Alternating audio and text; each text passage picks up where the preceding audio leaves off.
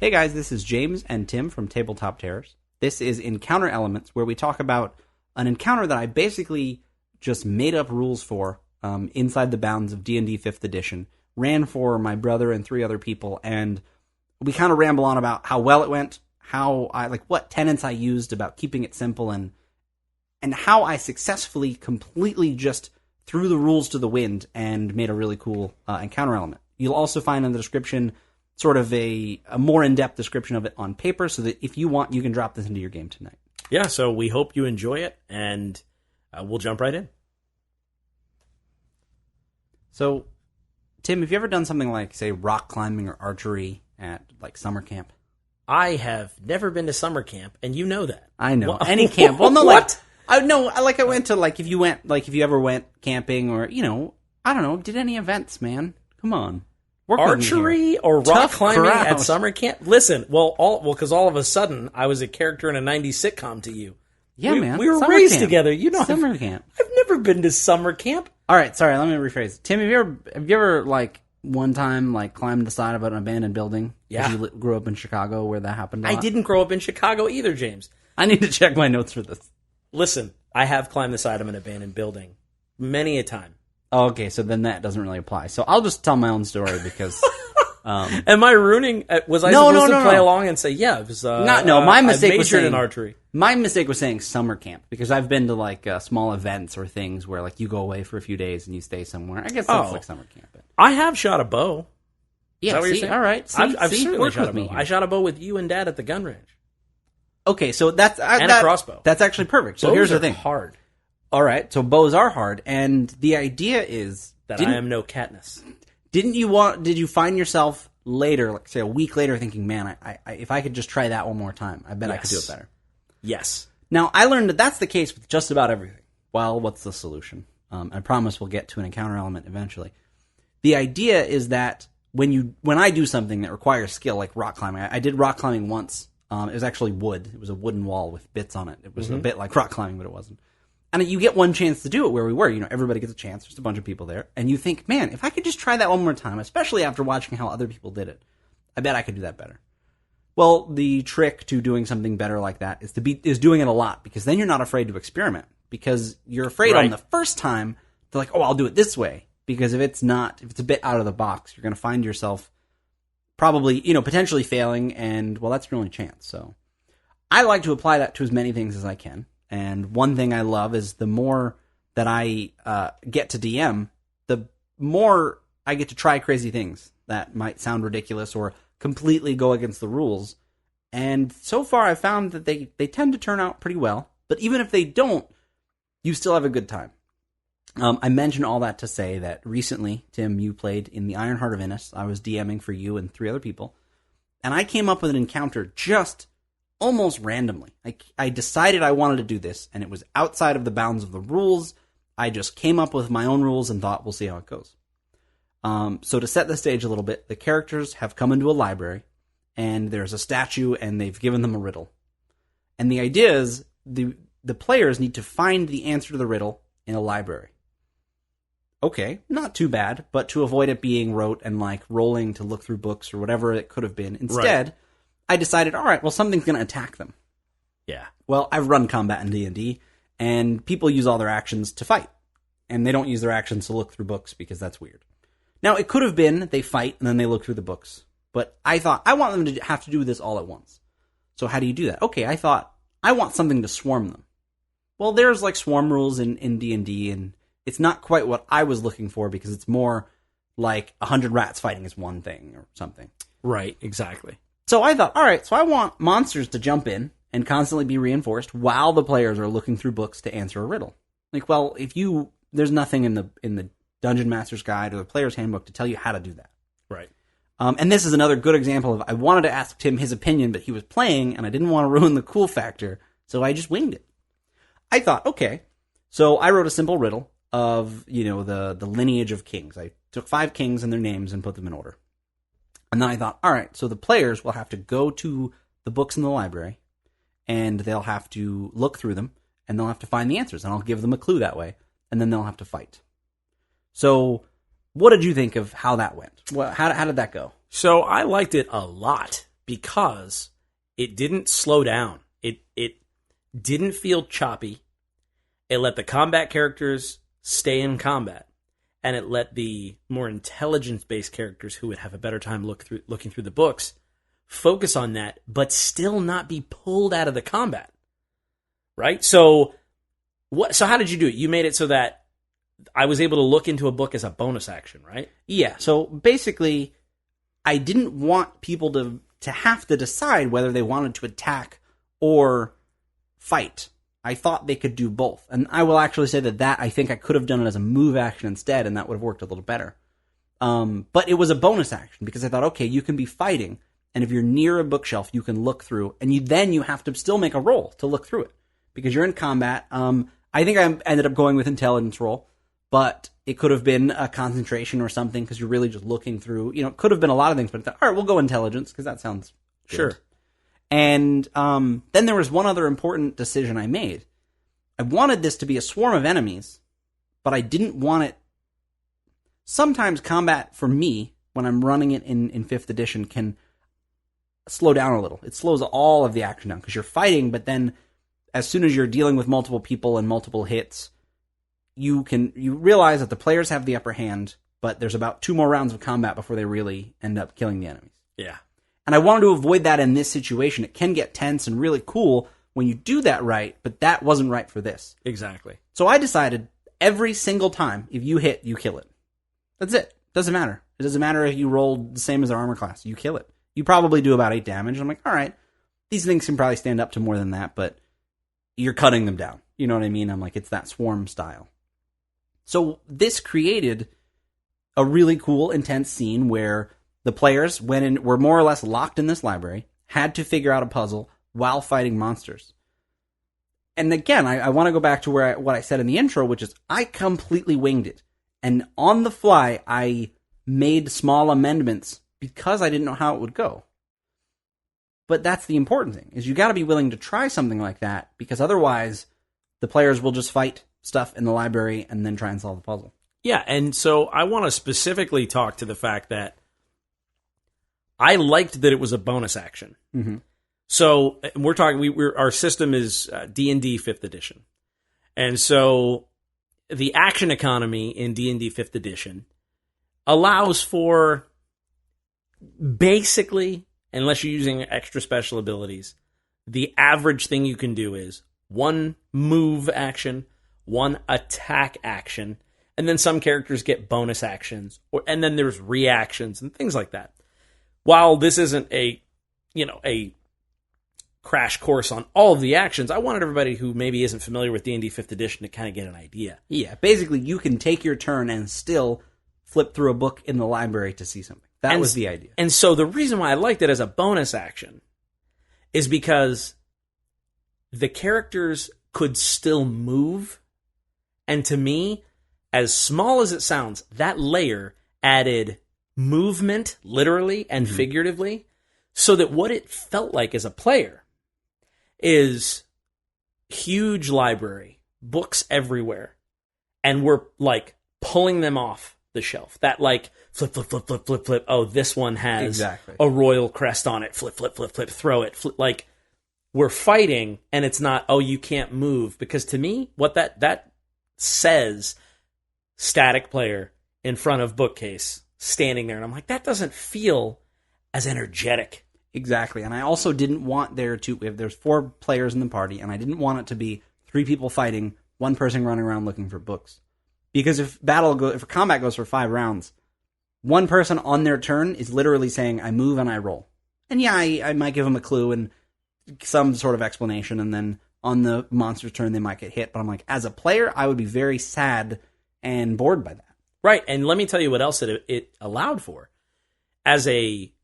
My character is sort of a retired fighter, sort of cleric character that has come out of retirement.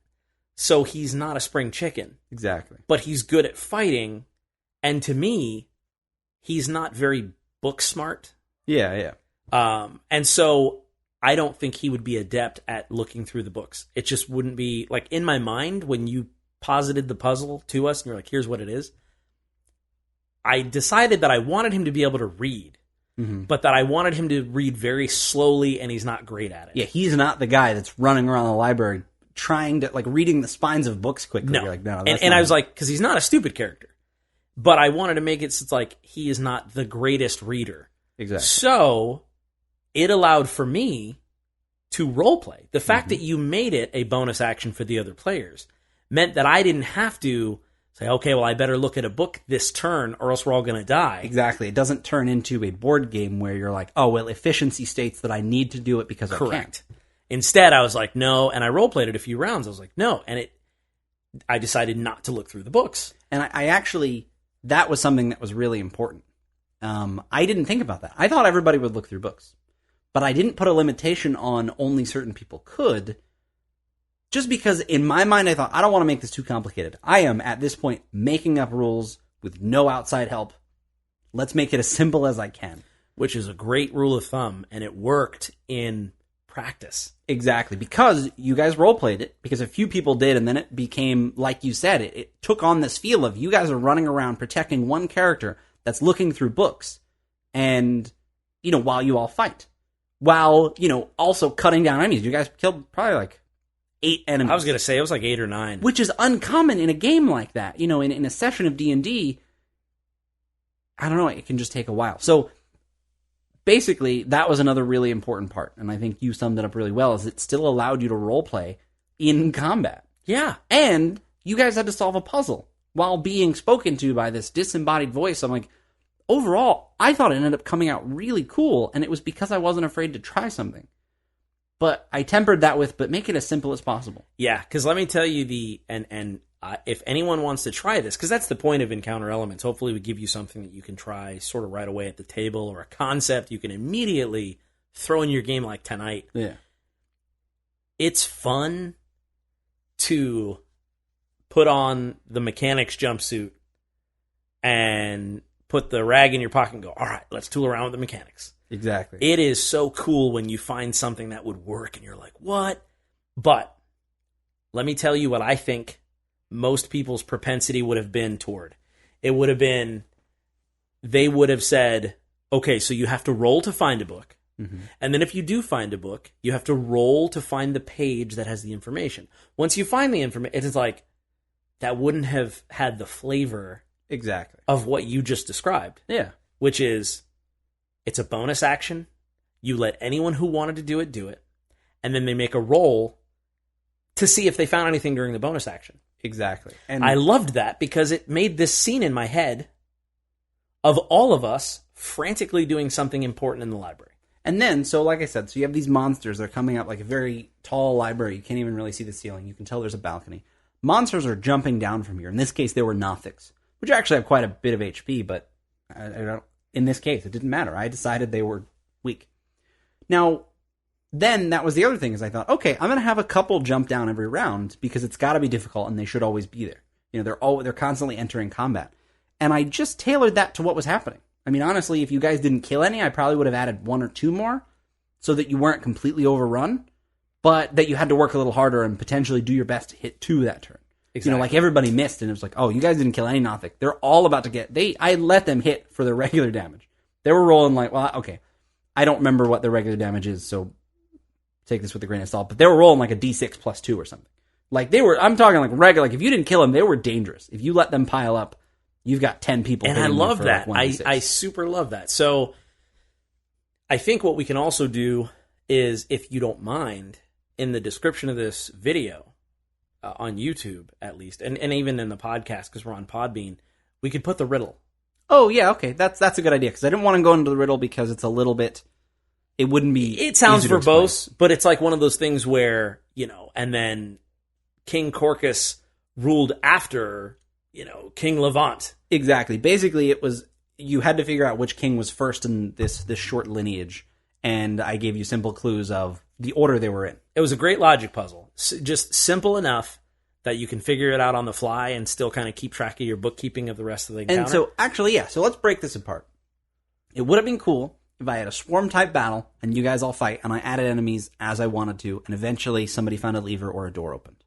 So that stands on its own, right? Right. Then there's the puzzle, which without the combat is just like, okay, I'm going to make a simple puzzle that I have the answer to, and that you guys just, if you find all the information, you would still have to do a little bit of out-of-game thinking to figure it out. Yep. So I'm like, I thought that was cool. Not too hard. You know, you have all the information. I'm not relying on you finding a clue or something, and we're stuck here for a long time.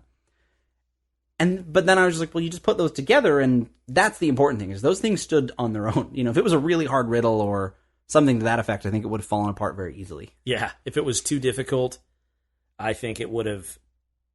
the Nothics would have piled up, or would have been rolling like, okay, can you just... Yeah, like, hey. Then you're basically spoon-feeding us a clue that's like, okay, here's kind of the answer. Exactly. Eventually. Now, some DMs wouldn't, but I know we're more story-oriented, so we probably wouldn't do a TPK on a Nothic library. Exactly. encounter. Like, oh, yeah. So the important thing here is that, like I said, I was deciding the Nothics. I was deciding how many were going to jump down. I was deciding who they were attacking, you know, the way it made sense, but I was going real fluid. I didn't write, okay, I have to do this and this and this, and I have to follow the rules.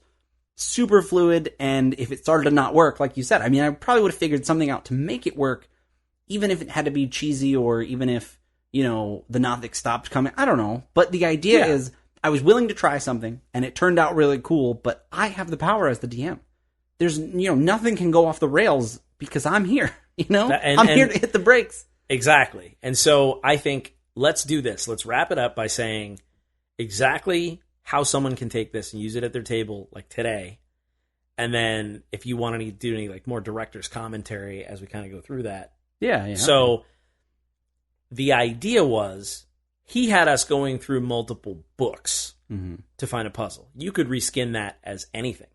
You could reskin it as if it was like an archive, and instead of books themselves, what if it was a bunch of like filing cabinet drawers, and you're looking for one object? Or there are a lot of different things you can reskin that as. But that was okay. You're in a bank. You're in a bank vault, and you have to break open the safety deposit boxes. Right. Because again, like anything, there's a bunch of stuff where it doesn't matter if it's 101 or 103. I didn't decide where the books were. You just, I don't know, you decided when you rolled. Right. So it's like you can kind of reskin it to where they find clues. And again, the riddle might not match exactly, but you can use, which is the second thing we'll talk about. When you wrote the riddle, you picked some really cool names, by the way. You just kind of like got that in order and then had the answer that you knew, right? Yeah, okay, so let's talk about that. So the riddle, like I said, was a list of 5 names, I think. 5 kings that ruled in order.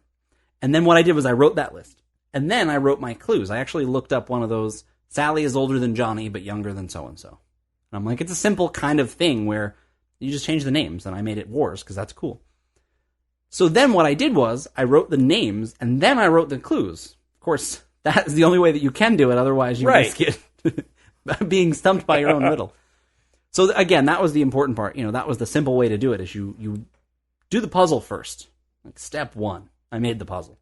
So, and we'll put that, like we said, we'll put that in the video description so that you can either use the names or you could reskin it.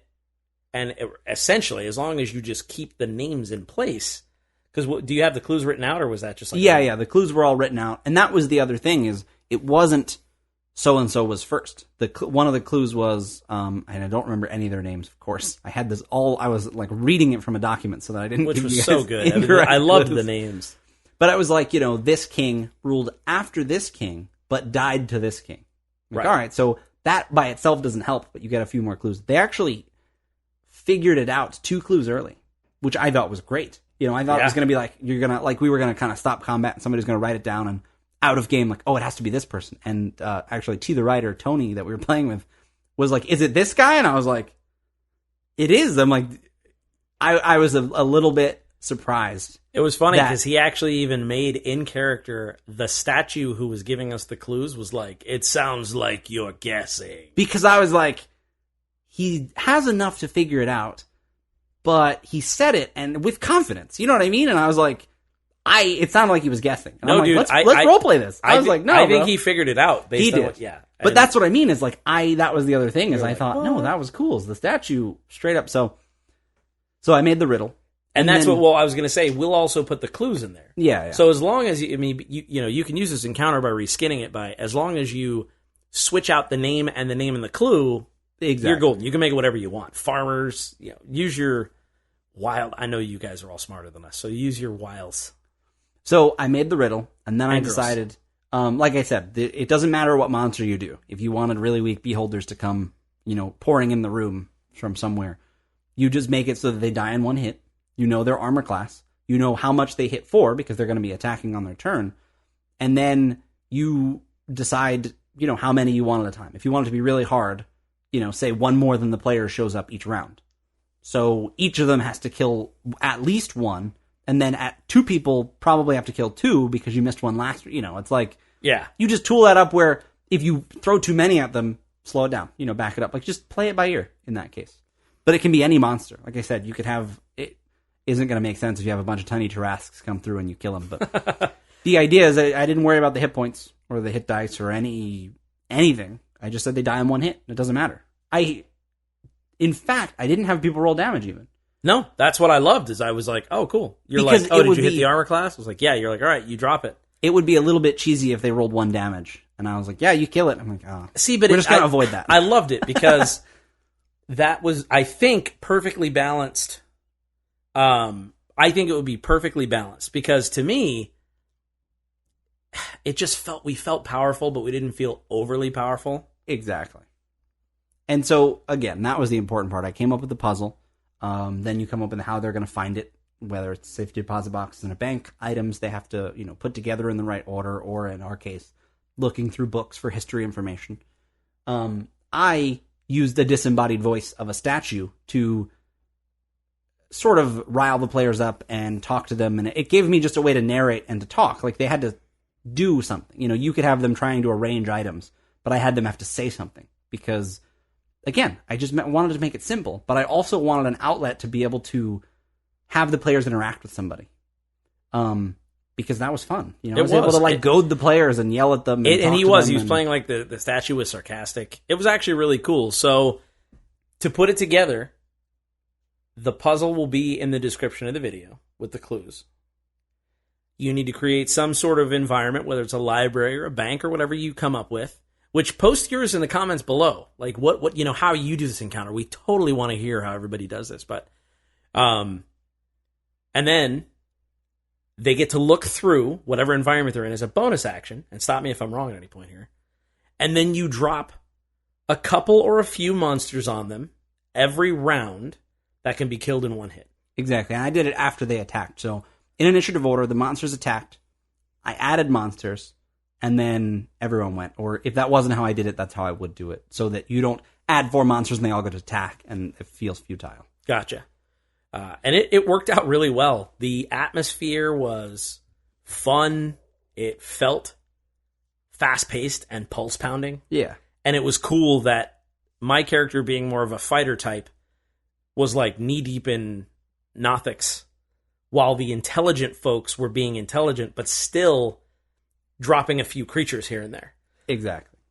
Like, to me, it created the mental picture of, like, run, looking through books. And, like, T, the writer, was doing such a good job role-playing, because he's like, okay, I'm looking for older books that are leather-bound, that are, not modern, things like that, so he could find the lore. And, again, that was another thing where I kept it very simple in what I decided or explained. I didn't think, oh, all the books will be green, or I kept it so simple, like, let's see what they do. And like I said, and like Tim said, the players delivered in this encounter. Right. Like, just absolutely delivered in making it really cool and good because I didn't over-architect it. Because if my, I think she's a cleric or a paladin, I think cleric, if Cassie, her character, Eden, if she wanted to look through a book, I'm not like, well, no, you have to be a mage to look through a book, so, you can't actually do it.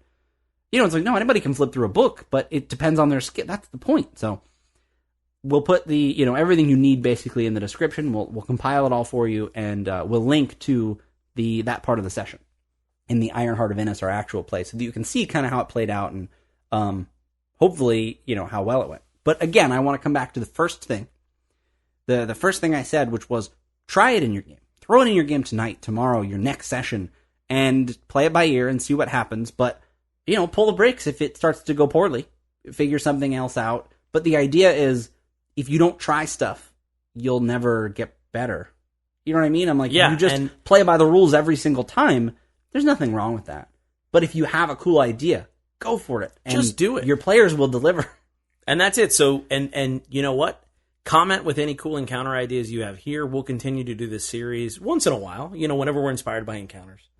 But I loved it. I'm really glad you ran it, James. It was a blast to play. Hopefully all you people listening out there will be able to just absolutely, like I said, just blow our minds with how much smarter you are than us and just make it even cooler and show us how you use it in your home game. Check us out on tabletopterrors.com. If you like this sort of thing, we have an independent publishing company, so you can also check out absolutetabletop.com. And then how can they check us out on Facebook? Actually, yeah. So if you'd like to find us on Facebook, we have a Facebook group where we are active, Tim and I from Tabletop Terrors, as well as the other two people that are a part of our publishing company, as well as a bunch of people in our community that are very helpful and positive and are ready to answer questions.